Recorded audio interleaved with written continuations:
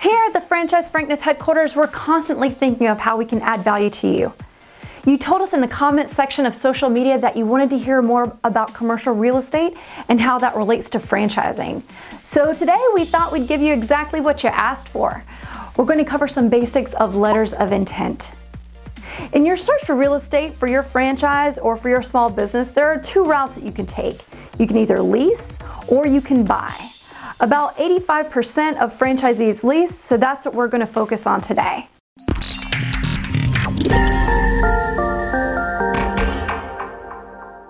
And just a quick reminder, if you haven't already, subscribe to the Franchise Frankness YouTube channel and give this video a thumbs up if you like learning about commercial real estate. So let's get the definitions out of the way. What is a letter of intent?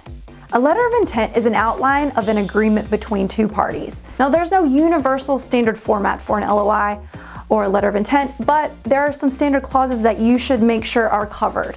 First, rent. That's the cornerstone of the negotiation. The first question everyone always asks is, how much is the rent? So in most cases, the landlord or the broker will quote you a rent rate and a price per square foot. So let's work through an example of what that looks like. Let's say that you're interested in a 3,400 square foot space for your franchise restaurant. The landlord's rep has told your broker that the rent rate is $25 per square foot. So let's take that 3,400 square feet and multiply by $25 per square foot. That lands us at $85,000 annual base rent. If you want to figure out what that is in a monthly rent number, you just divide that number by 12.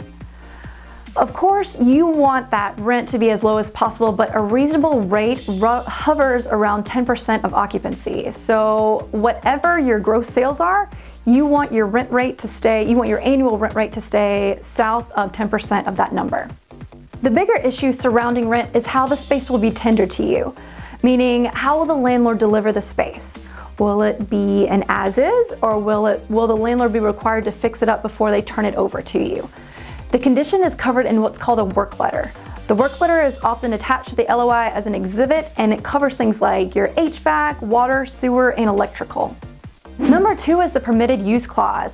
In this clause of the LOI, you're asking the landlord to agree to your specific use of the space. So if you're opening an arcade that serves alcohol, you have to describe that use specifically. So you'd write something in the LOI like, an arcade selling alcohol for on-premises consumption, the selling of merchandise, and other food items. You should go on to talk about any other vending machines and other ways that you'll be using the premises. This is important because while you may be in the clear from a zoning perspective with the municipality, that does not guarantee that your use and specificity is allowed by the landlord or the landlord's other tenants as bound to him by other lease agreements. Number three, lease commencement and rent commencement.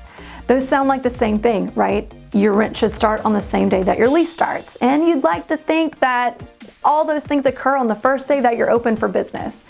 But they're not. They're actually two very separate things. Lease commencement is the day that your lease starts. Landlords like to make this day the day that they hand the keys to you, whether or not you have construction to do on the space. Rent commencement is the day that your rent starts.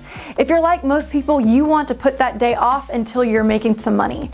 It can be tricky to get the landlord to agree to delay your rent payments until you're open and operating, but you should absolutely ask for it. And number four is exclusivity. If you buy into a franchise or invest money into a small business, you naturally want to protect that asset. One way to do that is to negotiate an exclusivity clause into the LOI. An exclusivity clause makes it very difficult for the landlord to put a direct competitor in the same shopping center as you are. So let's say that you owned a bagel shop on an end cap in a shopping center. And let's say that the owner of another bagel shop saw how well you were doing and wanted to open up his second location in that same shopping center, maybe 2 doors down from yours. Without an exclusivity clause, they could technically do that.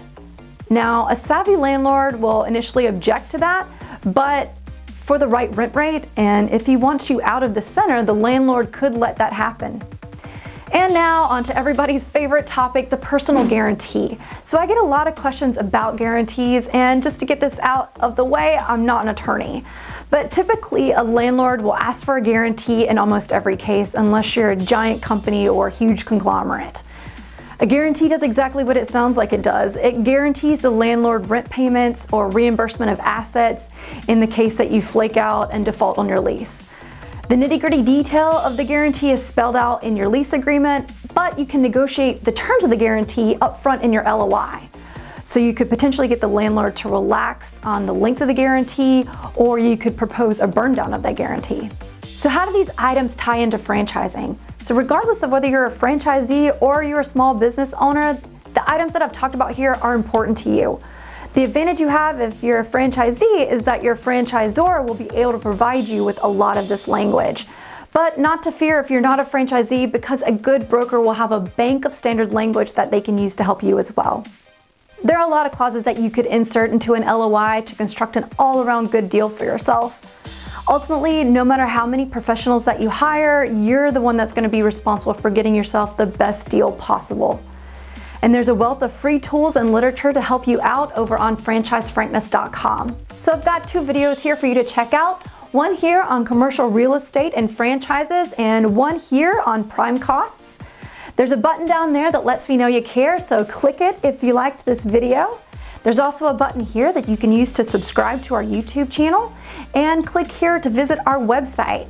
Thanks so much for watching, and I'll catch you next time.